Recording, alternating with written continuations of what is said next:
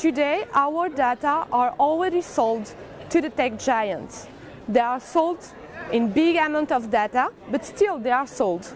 So we should not lie to the people. We should tell them, today your data are sold. We cannot say your data are not to be sold. They are sold actually.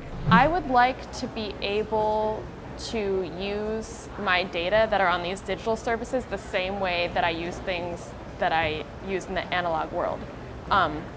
So that means that if I buy a book, I would like to be able to give it to a friend or resell it, and I would like to know like what my interactions with that book are. Whereas now if I purchase an ebook, I might not be aware that the platform I'm reading the ebook on is collecting data on where I am, when I'm reading, how far I've read, what other books I've purchased, and they're potentially using those data sets and selling it to someone else. I want not only to put a price on data, it's more than that. It's to own your data and to recover empowerment concerning your data. I think the situation is going to look really different in 5 to 10 years. I think that there are some things that have happened in the news recently that have at least made people more aware. Even if they don't fully understand, there are a lot of questions. There's a lot of feeling of unease about what's happening with data. And I think that right now the advertising market is dying. I think it's not very good. I think online ads don't work that well.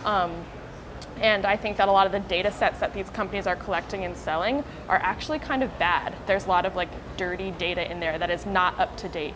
And I think that as things move and analytics become stronger, and I don't know whether to be like happy or scared about this, but I think people are going to move much more toward like dynamic real-time data analytics that they do with the participation of the data subject, if that makes sense. So people will be much more involved in kind of giving like real-time access to their data points as companies are asking for them. In the US and in the UK, you can see some companies, little startups, that start thinking about what to do with your data, how to manage your data better to protect your own data on the internet, or even to put a price on your data. So you put your data on those platforms and then you can sell them to some companies.